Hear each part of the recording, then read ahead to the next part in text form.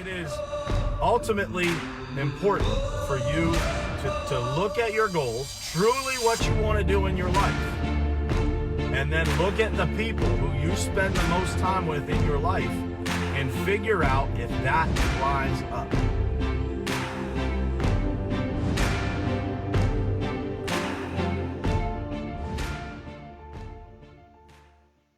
All right, what's happening? What's happening, everybody? Happy Friday to you. It is Friday, March the 13th. It's Friday the 13th, folks, and I don't even think anybody even realizes that with the craziness that's going on in the world right now. So I've got a special guest with us this morning. I'm about to bring him on camera here.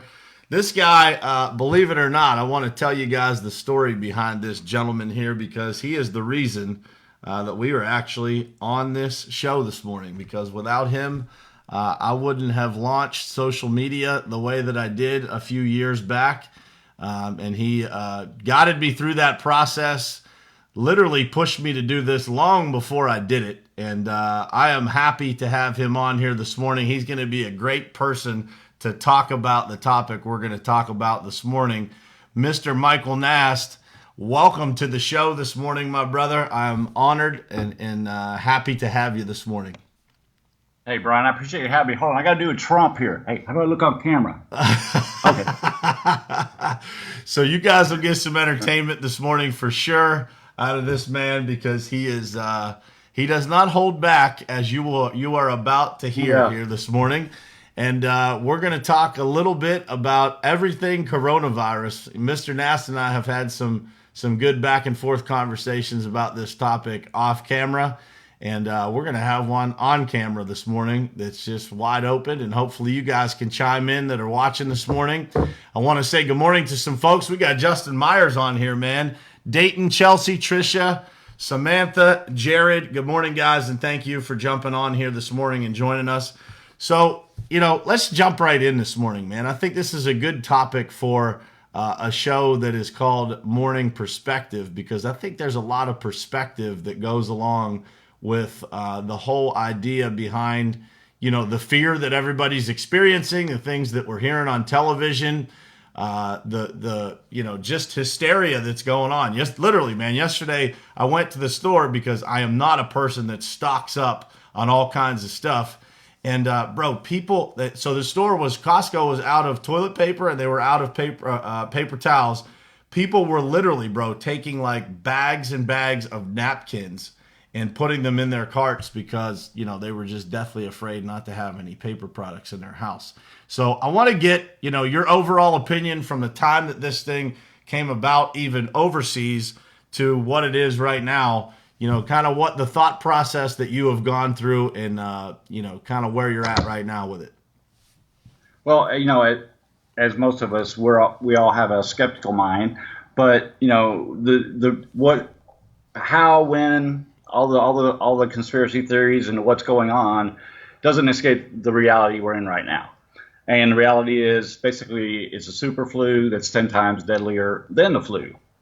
And looks like 10 times more contagious because of how fast it spread. If you guys, I know Justin and a few other people watching here, we're all mutual friends and probably see what really had me confused is the how fast it spread. And then how we went from having people that were connected to Wuhan in some way or some infected area or come in contact to where that's not even an issue anymore. And then just like all of a sudden cases are popping up in Nebraska and all this other stuff. And it just made you go, how can this happen like this? And really there's only two logical explanations to the way that it could spread this fast I will give a third one. One, it is super contagious. Absolutely super contagious.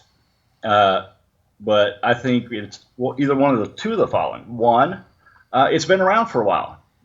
When I first made that post a few days ago that I was hard to believe was around and just misdiagnosed because there was no test for it. There's no protocol for it. If you're healthy, then it's mild. And I could see how if you were elderly, it could be mistaken for the flu. And elderly people die from the flu. So, and I had some friends and family. I had people live next door to me say last year we had the symptoms of the coronavirus. They gave us stool tests, blood tests, saliva tests. They could not figure out what was wrong with us. And the whole family had it.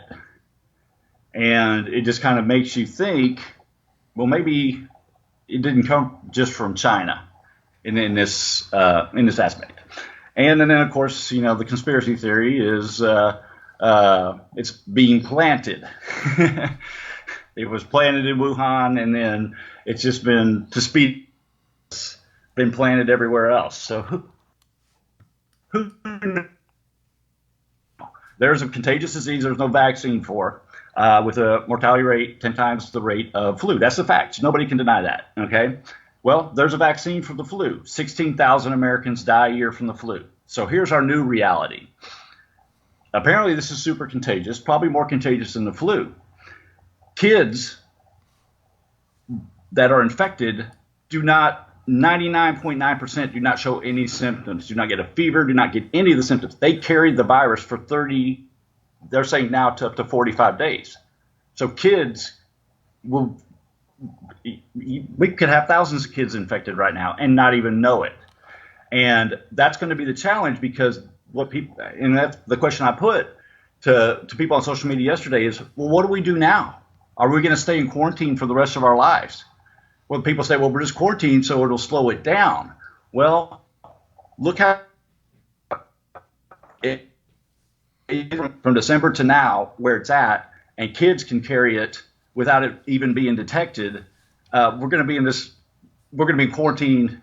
What if it slows down? The second the quarantines come out, then it's going to come right back just as vicious. So, it's sad. The new reality might be, even with a vaccine, like I said, with the flu, there's a vaccine, 16,000 die a year. And if you got a death rate 10 times the flu, and they get a vaccine to that would be, if they get a vaccine to this, you're talking 160,000 people, just Americans, dying a year from this.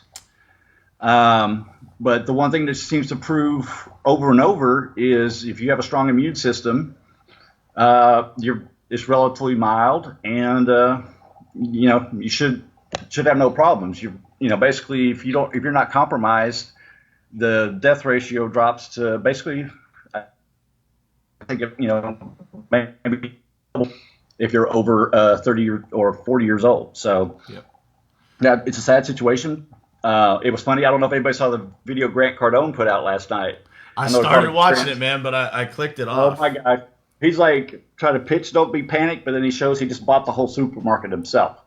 And then 1 second he's saying it's nothing, but then he's saying, when you don't know what the people at the top are doing, you don't know what's coming. I mean, and the comments are hilarious because he said a total mixed message, but it's, and then I put a post that really put it in perspective. 37 Americans have died as of last night. I'm sure maybe 2 or 3. You've got almost half of them from that one nursing home in Washington. Yeah. They've estimated yesterday $4 trillion in economic loss for the United States so far. So if you take 37 people and divide that into $4 trillion, we've lost $100 billion per death. So you can see there's some massive overreaction going. Yeah, it's the hysteria will certainly center itself back as the time goes, and that's what I was trying to explain to people yesterday. Is like the hysteria always goes to extremes at first because obviously nobody wants to lose human life, and especially when it's the elderly that are at great risk. People respond in a way. Nobody wants to lose their parents or grandparents to something like this. But at the end, as time goes on, this will certainly, correct itself. And I was mentioning to you this morning, if you guys that are watching this haven't watched the video from Patrick Bet David, he actually did that video like 3 weeks ago, I believe, when it still really wasn't in the United States. And at least we don't think it was. There was no reported cases. And what he was talking about was the financial impact of previous situations like this, previous pandemics, whether it be the flu before there was, a flu vaccine and flu became the new normal, or HIV, AIDS, all those things, and how that economically impacted the world and what it looked like, 6 months and 12 months after these things came out. And I think, that is the thing that I would encourage everybody watching this to do is like, instead of just watching the news cycle, actually go back and look for historical facts on these kinds of situations, because I think that we all have those moments where we think, man, is this different than everything else? Right? And the truth of the matter is, I believe that it's just another thing. Like you said, it may be more contagious, it may be this, it may be that, but normal will come again. It's a matter of how long does it take for us to correct ourselves back to normal. And again, like you said, what is the economic impact of that in the short term of allowing people that are uneducated. I sat next to a public health professional on the plane the other day, and we are allowing people who are uneducated on this topic, aka the news channels, to dictate the narrative of this thing. And what she said to me was, anybody that tells you something as if it's a fact on this thing is really lying to you, because they don't know the information yet. Not to say they're not providing you with the best information that they have, but the truth is it's brand new and everybody is trying to figure that out. And the only thing that will correct that is time. So an interesting perspective from someone who does this for a living. Yeah. That, that, by the way, was flying on an airplane and unafraid of the fact that, we were all traveling. Well, yeah. And, like just yesterday, they had a guy from Wuhan, an American from Wuhan, and he said he tested positive 35 days after recovery. So they're just finding that out, and they don't know for sure right now if you had it, if you can get it again. So there's, all the variables.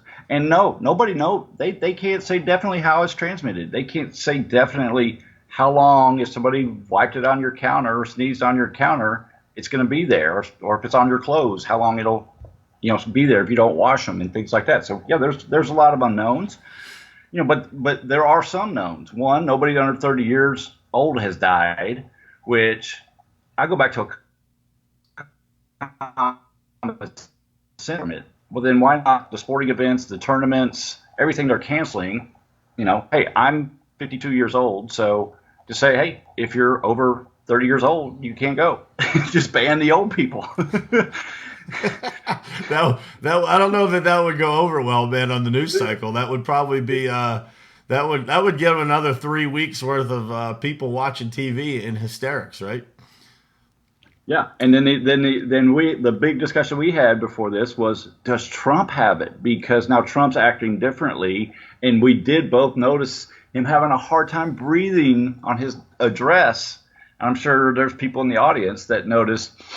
I've noticed it. He was like, and then he's refusing to get a test because, yes, the press would absolutely fry him if he has it. Well, and the guy, so the president of Brazil's right-hand person who was in close proximity of Trump was tested positive. I saw that yesterday. So, there is a chance, obviously, that, the president, was in close proximity. And if it is that highly contagious, then you have to believe that, there's at least a chance that he would have it, and that he should probably be tested.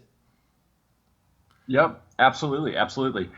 But I'd like to go for us to move for perspective, one, on how we met, and then what we did together, and just kind of show people how you can go from nothing to where you are right now. And just, it's crazy because I have people contact me all the time, and they want some help and they want this, but they don't want to pay anything. And I gave you one piece of advice that made you how much? We're probably up over 6 million, 7 million bucks I just in revenue. Yeah. and what technique was that? And this is the same way I met Grant Cardone and started working with him. It's the exact same thing. So this could make somebody in our audience $1 million. I Or change. mean, essentially, it was be everywhere, right? It was Well, like, it was making one comment, wasn't it? what's that? Making one comment on someone else's post. Oh yeah, You're not. absolutely. Just and I think that to evolve that, man, the real tactical advice that you gave was like, treat social media as if it's real life. And I have passed that advice on to so many people. It's like, would you walk down the street if somebody, was walking down the street the other way, which is how you look at your news feed, right? People are walking down the street next to you. Would you just blow past that person and not say hello, not comment, not, say something sincere? And so, when I started, to give you guys some perspective on when I started with Mr. Nast here, we had just launched our business. And when I took, the investment that we made in social media with Mike, I took that to our team and they were like, man, we're a new company. This is a fairly significant, investment. And I said, trust me, guys, this is what's going to separate us, I believe, long term. And some of the company was all in, and then some of them were a little bit more skeptical because, again, age differences. They weren't really up to speed on the power of social. And after we made the investment, man, it was year one. I think it was 3 months in or 4 months in. We got the first customer that was a very large retail client that DM'd me personally on Instagram, believe it or not. And that customer has turned into a multi-million-dollar customer over the past several years, continues to grow. We've landed things. I told you the other day the story about everybody knows we do business with Amazon, and the Amazon relationship started with me taking a selfie photo in front of Amazon's building with the Amazon logo in the background of it, posting that, and somebody commenting that they knew somebody that they could connect us with.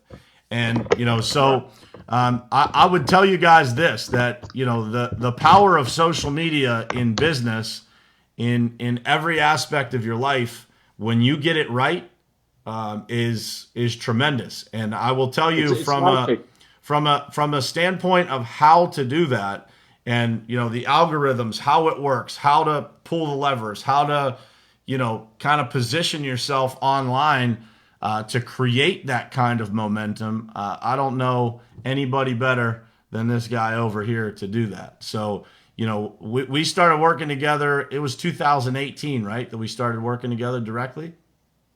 Yeah, it was a year ago last summer. Yeah, so it was literally right after, was it right after the 10X Growth Con in Vegas? So the Growth Con was in February, and I think we started working together maybe a few months after that. And all of the things that you see me do today, I would say 90% plus, if not 100% of them, this guy told me to do 2 years ago, and it's just taken me that long to get to this point. So with that said, man, I'll turn it over to you, and you can ask me, any questions or things that you're curious about on the journey to this point in business and personal and all that stuff.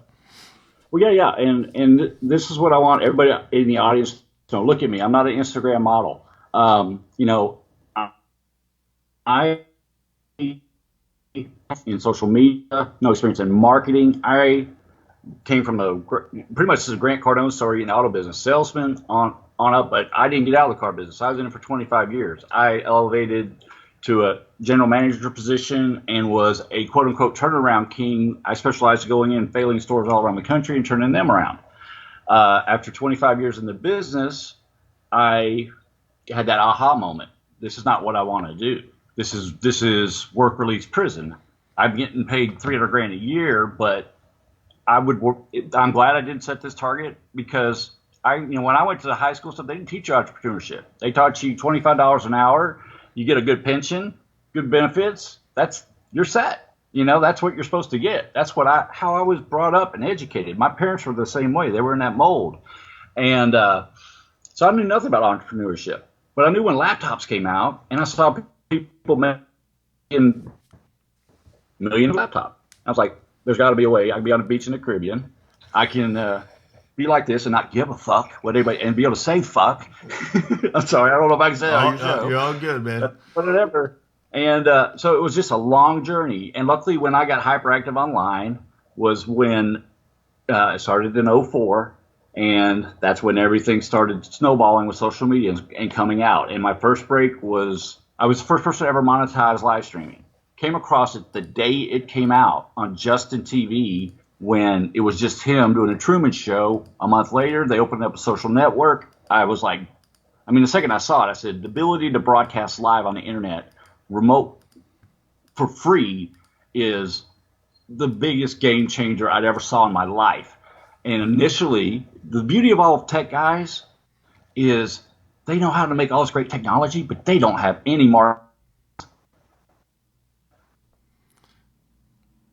livecast. Be a livecaster. Put a webcam up in your house and have a GoFundMe. Well, it wasn't GoFundMe, a chip in back then, and hang out with people in the chat room and watch you vacuum and pet your cat and shit. It was crazy. But you know what? I knew exactly what to do with it. I took it to Hollywood and I said, let's live stream the next Superman red carpet movie premiere. We can interview all the stars, and the fans can ask questions in the chat room. And guess what? We'll drive everybody to superman.com/live. So we're going to drive all the traffic to your website. We'll embed the broadcast. We'll have all the click-throughs where they can buy tickets and merchandise and all that. And they were like, genius. Took it to Motley Crue. You guys can do meet and greet, and all y'all can sit at your house and do it. And I can get 10 fans in at once on video or chat, ask you guys questions, and y'all can interact with. Revolutionize that industry. Then I said, I'm going to take it to New York, fashion. Let's do the runway. Same deal. Interviews with the designers, Q&As from the fans. So that became my first claim to fame. I'm a very good writer for some reason. I have no education there, but I know what to say and how to say it, I guess. And I'm not afraid to say it. I wrote 21 blogs at the same time, and then wrote the TMZ version of internet live streaming back in 07, 08. Had over 110,000 readers a month of the gossip, because it was a tight network in 06, 07, and 08. Yep. There were only so many broadcasters, and they all knew each other, and there was drama. And that's when Joe Rogan first got on social media, and he'd be smoking pot on camera, and that was news.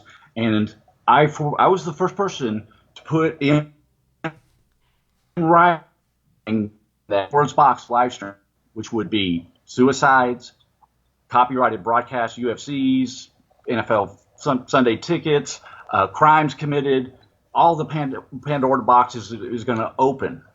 And then I was tagged to be a beta tester for Google Plus. Ran across the guys who just sold Ancestry.com. We were starting up another genealogy site, and they were doing a Hangout, and they were going to do it for 31 hours to break what we're doing, the video conference record. And back then, Google Hangouts, you could go on Google Plus and you could go in any one that was open. There was no moderator. You couldn't kick anybody out. There was nobody that owned it. And Google's premise was, this is a free society and nobody can tell anybody what to do or to shut up or anything. And they were very adamant about that. We live streamed it on Ustream and then embedded it on a microsite. And we ended up doing it for 72 days straight. And it created massive buzz. And it was like a LinkedIn networking event on steroids, because anybody could come in it that had beta access. Well, the only people who have beta access are very high level, high thinking people. Right. People like Michael Dell, people, Sergey, the top people of Google, blah, blah, blah. So we were in this hangout because we didn't know who was going to come in next. And when you were in there, it was like sitting on your front porch on Saturday evening in the neighborhood and the neighbors walking by. So I'm holding court, and it's great because we videotaped it with Michael Dell for an hour and a half on a Sunday. he's talking to my son. We're talking about the Longhorns, and then we're talking about the future of video ago and all this stuff. And it was absolutely crazy. And that's when I came across Grant. And back to social media, here is the domino effect of just one comment. Grant had a problem I could fix immediately for him. And I knew Grant from the auto business. He never knew me, but I followed his page. And he said, I have a new TV show coming out. I got a Facebook page. I need you to go like it. How many times have we seen that? Well, I had been in a dilemma in a Charlie Sheen contest I was in where I had that problem. And I figured out how to solve that problem within 30 days. Then when Grant had the same problem, all I commented, hey, Grant, you need likes. We need to talk. Okay, I didn't do social media, but I knew how to get 3 to 4,000 organic likes to a Facebook page every day. So I commented, if you need likes, we need to talk. Evening. Within 5 minutes of me making that comment, my phone rings, and it's Hollywood, California, where Grant lived at that time in 2011. He goes, hey, Nast, you're Mike Nast, right? I go, yeah, I saw your comment. What can you do for me? And I go, well, how many likes do you need? He goes, 100,000. I go, okay, shouldn't be a problem. And he was like, what? I said, I'll give you a free, demo so you can see the reel and everything, tomorrow. And he goes, okay, we'll have a conference call with my marketing department. And Grant Cardone Enterprises at that time was 4 people: Jared, Yep. Sherry, Sergio Bruna, and David Bradley. That was it. I'll never forget the first time I walked into Cardone Enterprises in Hollywood. There were 3 salesmen up against the window: Jared, Sergio, and David Bradley, and Sherry, and he had a video guy. And that was Grant Cardone, and he had some girl that shipped out his books and stuff. That was it. And now today it's what, a couple hundred? But what's crazy? So that was one comment. I met you through the 10X network. I guess it was Sarah. Yeah, or Leah. But it was still social media that connected us. It was a comment, right? It's like, and that's one of the things that I think people miss, and I'd be interested to get your opinion on this. I think that people get so, people that are starting out, because I was in that position. They didn't have any, you don't have any presence on social media, and so you see these people that have these huge followings and tons of comments and tons of this, and people get discouraged from that. And what I tell them is, you're not looking for thousands of people. You're looking for one.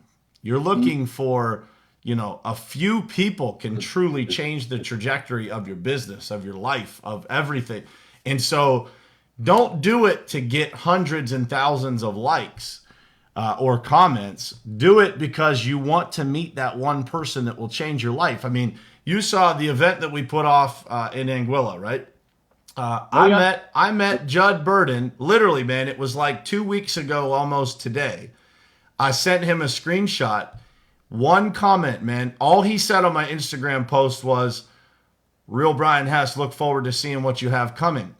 And bam, I cold called him the next morning. I cold called his office, ended up talking to him. The guy's one of my best friends in the world, right? And now we've taken 30 people from North America down to a paradise and changed people's lives. And that all started with one comment.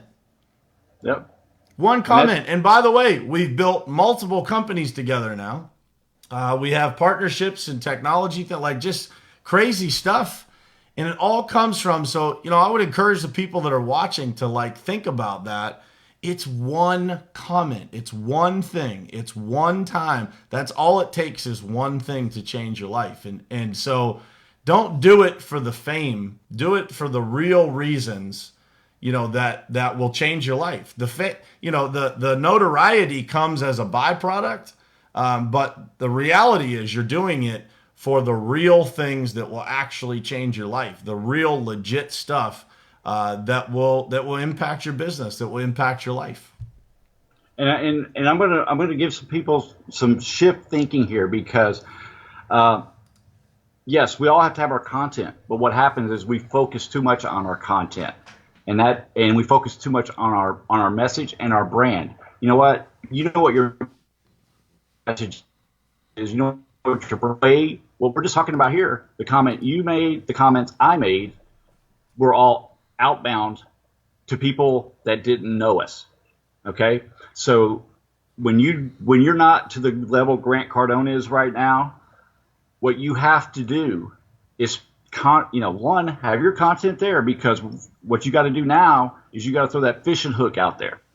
And God love Facebook ads, but here's what I pride myself on, and what I teach my clients is, yes, Facebook ads serve their purpose.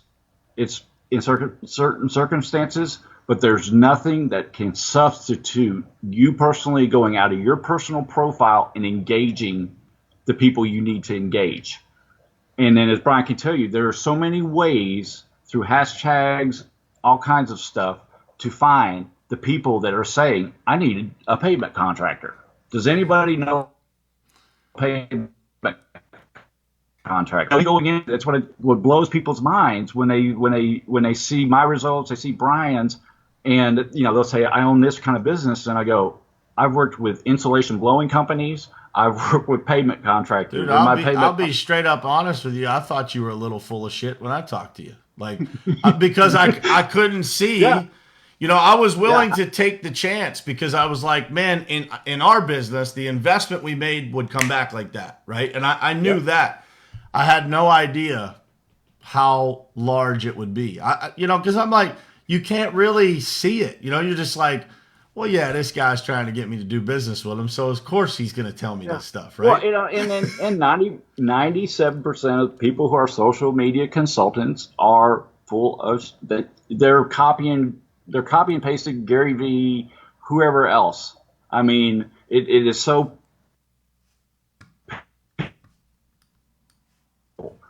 What I learned, and here's what's crazy, because I never had any ambition to do anything on social media. My deal was just to figure out how to like have some kind of recurring income online that I could be on the beach for. Outside of poker. Yeah. I mean, I got burnt out on poker. But what happened with me and Grant is I got him all these likes, but then he's like, I'm not getting any engagement. Nobody's commenting. Nobody's liking my post. And he's like, this is, I look stupid. And so I became a consultant accidentally. I just told Grant the truth. I go, Grant, every video you have, and what's crazy, you can go back to YouTube, and if you do the old filter from oldest to newest, you're going to see when I came along. Because Grant is selling. He's sitting at work, and he'll give you some value. But he's selling. And it was just a one-way sell. And I just gave him honest opinion. I go, you suck. And he goes, what are you talking about? I go, you just suck. He goes, well, what should I do? And I go, you live in Lionel Richie's old house. Your next door neighbor is Leo DiCaprio and Dr. Dre. Elena was not she was in the picture, but she wasn't on his videos or anything. Right. And I go, you need to share your life with us. I need your wife. And it was so funny. He goes, well, my wife was an actress. And then I could hear her in the background. She goes, oh, yeah, I can be on camera. She was all excited about it. And then he just had Sabrina at the time. And I go, I need your daughter. And he goes, fuck no. He goes, I'm not going to put my daughter on camera. Because there's so many perverts and stuff out there. I go, because he wanted to be known by everybody in the world. I said, you're not going to be successful on social media. And he goes, why do you say that? He goes, because the most successful people on social people, we come on there to live vicariously. You have the perfect life for us to live vicariously through. And he's like, I got to think about it. And here's what's even crazier. And it's so funny because the relationship I have with him and that we kind of started everything together. When I met him, he had 7,000 people following him. That was it. And then he had more people following him, but no engagement. What's he up to now? 3-point-something million? 6 million on Facebook, 3 million on, it's crazy. I mean, a million subscribers on YouTube. But It took me over a month to talk him into doing a live broadcast. When I said, That's crazy. that was one of the tips I gave him. I said, we need to do a live broadcast. He goes, well, what's it going to be about? And I had just come out of the Charlie Sheen social media intern contest. I said, we need to have a contest to work for you, which one day became Whatever It Takes. But I said, and they could come out and hang out at your house in LA, just do it like Charlie Sheen did, all that other stuff. And he's like, oh, I don't see, I'm too busy. I got too much going on. I don't have time for this, And after a month, he finally gave in. He says, all right, I'll do one. And I was tight with Ustream back then, and we got front page billing. We did his first broadcast. It's pinned on my Twitter, the after show. And it's so funny because Grant, when I worked with him, I said he's my first consulting client and first high level. I learned the importance of non-disclosure, asking for a non-disclosure clause, because we never talked. And Grant didn't like anybody. I did this all myself, but because in that video, and I'll give him credit. First 3 years, everybody knew because we were participating in Hangouts and everything. He was in the world's longest Hangout with us. He knew that we all worked together. But he tells the whole story. He goes, Michael Nast, you talked me into this. You pounded me. And we did it in 2 days, all this other stuff. Here's what's even funnier. After we did that broadcast, I texted him right away on a Facebook message, and I said, Grant, we need to do another one right now. He's like, man, that was exhausting.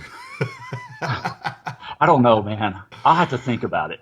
And as we know now, 5 shows, whatever. But it just showed.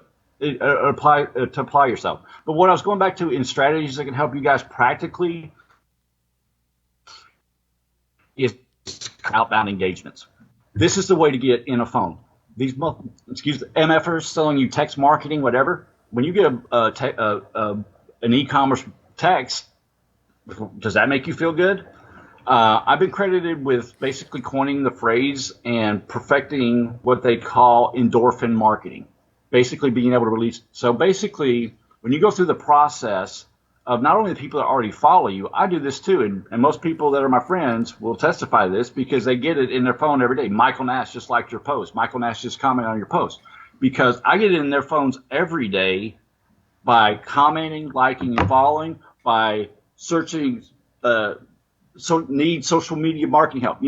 Like one of the things I show my clients, if there's an advanced search tool on Twitter that you can type any words in, and it will pull up every tweet that has, say, need social media help or need paving contractor or anything. Your name, it'll blow your mind. It will pull up every tweet in the history of Twitter that has maybe not in that order, but has those words in it. And from that, you can go and engage conversation and follow people and get in people's phones. Because like I always said, what happens when all of a sudden you get Brian Hess just followed you. Brian Hess just liked your post. Brian Hess just shared your post. Okay. Who's Brian Hess? You go to his profile. Now this is where we have our content line. So when and I don't take credit for this. Gary Vee's always going to tell you, social's about pull marketing. When you push, as a normal business pushes through every other media source, we don't listen. We're like, you're here to get my money. Fuck you. You don't care about me. But when you're releasing everything, oh wow, you're pretty cool. Who are you? And then they come to your profile. Now this is another thing that's very controversial, and people try to call me out all the time on. And people are like, it's unethical. Listen, when you start and you have the content to go with it, I don't give a fuck where you get your followers. Because what happens is, I don't give a shit what anybody says. If I had 500 followers and I'm trying to get you to look at my stuff, but if I got 50, you see 50,000, guess what you're going to do? You're going to see, why the fuck does this fucker have 50,000? So the only time you have an issue where somebody's going, oh, you got fake followers or whatever, is if you don't have the content and engagement to go with it. The content's the key. And with Grant, with Brad Lee, with I can tell you endless amounts of people. I can tell you when they started, their numbers were grossly inflated. But you know what happened? When people came there, they saw the content. They stayed. And that number, I promise you, if they came to Brad Lee, if they came to Grant, and that number was 800, they're not going to look at them and, oh, okay, just another nobody. But when they saw 50, 100,000, then all of a sudden, boom, okay, what do you got? What do you got? There's something going on here. Yep. And as long as you got that something going on, the only time it doesn't work is when you don't have it going on. Then, yeah, you're a fucking fraud. You're cheating the system. But just let me tell you, Matt Monero taught me this. Anything legal. Give me bullshit about unethical, whatever you want to say, blah, blah, blah. If it doesn't violate terms of services and you're not going to go to jail for it, then why would you not do it? It's not going to hurt anybody. Nobody's going to lose money. And you can deliver. Yeah, you're going to be called out and an embarrassment. So I know I run a ramble, and I don't want to take your whole show. So. No doubt, man. It's all good information. The people that are watching are getting a lot of value here. So, but yeah, and I would say, number one, where can people find you? It's your Instagram is the Michael Nast, correct? Yeah. What's funny is when I first got involved with social media, it was blogs and chat rooms. And listen, if any of y'all were hyperactive online in 04 and 05 before there was Facebook and all this stuff, the last thing you did was tell anybody what your damn name was. That was like, to troll somebody, the ultimate troll was to figure out who Card Player was or whatever their nickname, and then start posting pictures of them. That was the ultimate pawning. So there was a German author who has my name. No kidding? And I could have got my name first on it. So, yeah, I'm the Michael Nast on but ever since then, I've been smart as everything comes out. I am Michael Nast on everything that's come out since then, and TikTok and Snapchat and all that stuff. But, what the biggest lesson I want you guys to take away from this is I call it the 85-15 rule. A lot of y'all that follow me for a long time, I talk about it all the time. When you're starting out, 85% of the time you devote on being on social media, outbound, engage. Not only, pay attention to people that are following you, but go find those targeted people that have the problem, that have problems that you can fix for them. Because that's how I met Grant. That's how I met Brian, and then give them that same way. There's people that have the problem you can solve, and oh, boom, you're right there. And the beauty of social is when we connect, now I can see who you are. I can see what kind of person you are. I can see what you're passionate about, and I'll know that in the in-game and sales, people buy people, and if you have a relationship with someone, they'll pay more. Yep. They'll sit there and tell you.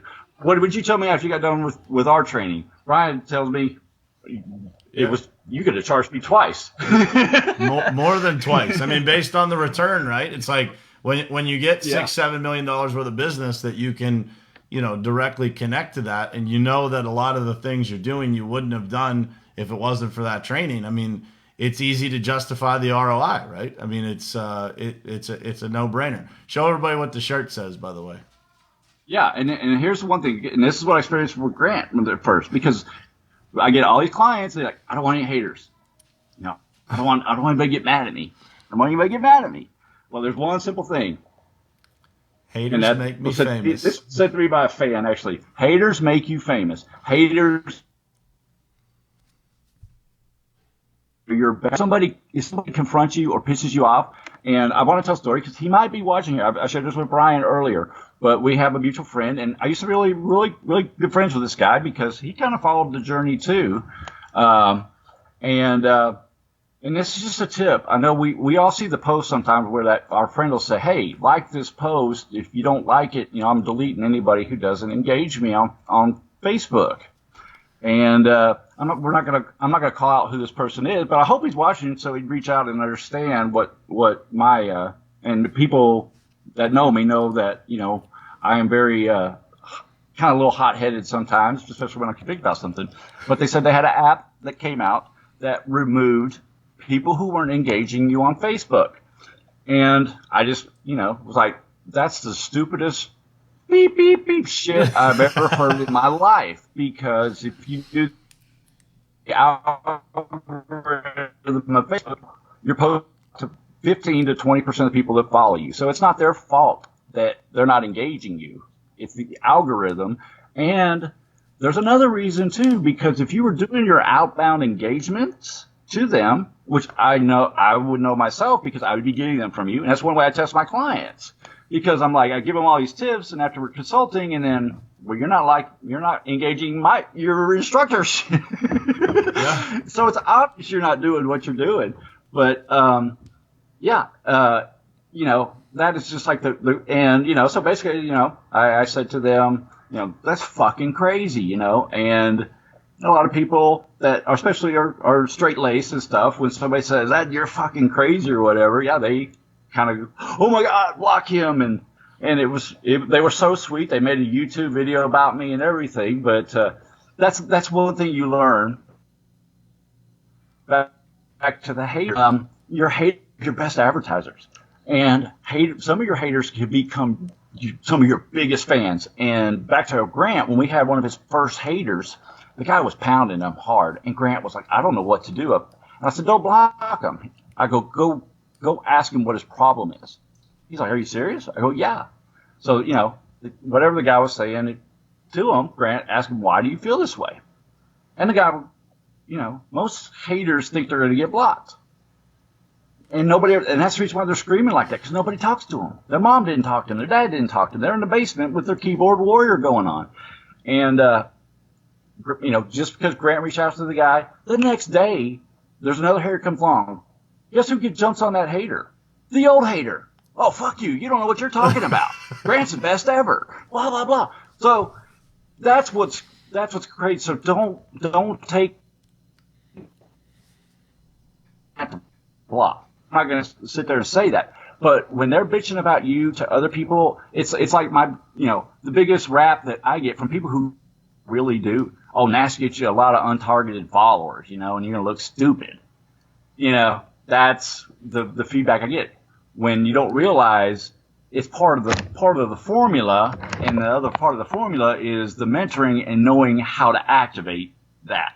Correct. And use that to where it's part of your brand, to when you get that targeted person in there, that they're going to pay attention to you. And as we've already been through the steps of that. So, other interesting note here is we have Alex Lucic on this morning, who is Mr. Nasty Good. So remember when I sent you the hat? You probably still have it somewhere. Actually, I should grab that hat. Yeah. Today I grabbed the Malarkey hat. Malarkey is the hat that he chose this morning. But so Alex is on here watching, and Alex has built a huge following on Instagram. I don't know what it is now, but Black and Yellow Pavement. You probably have seen him on Instagram. And so he's got the other, it's Nasty Good, and then what's his other tag? Black and Yellow Pavement and Seal Coat Guy. But no, the Nasty Good, he has another hat line. Fat Kid, PHAT. Fat, yeah. PH. So that's Lewis. That's the guy that actually founded it, and then Alex and Judd are involved in that brand now too. So. Well, I was glad they just didn't do Nasty, because then I would have been like, hey, come on now. Yeah, it's like trademark. Yeah, it's trademark infringement. Yeah. Well, listen, man, I appreciate you jumping on this morning. I hope there's a ton of people that came on and off of here. So I know that people got some value out of this. If you guys have any questions or you're interested in what Michael was talking about, drop something in the comments, DM him, follow him on Instagram, Twitter, Facebook, LinkedIn. You're everywhere. So you can find them. And if you Google them, there'll be some great stuff that comes up too. So, but I appreciate you jumping on this morning. Yeah. Always appreciate the conversation. What's that? Yeah, I just want to say one last word is I can help you be able to do a podcast or whatever looking like this, and that you don't have to give a fuck, because you know what? So none of it matters.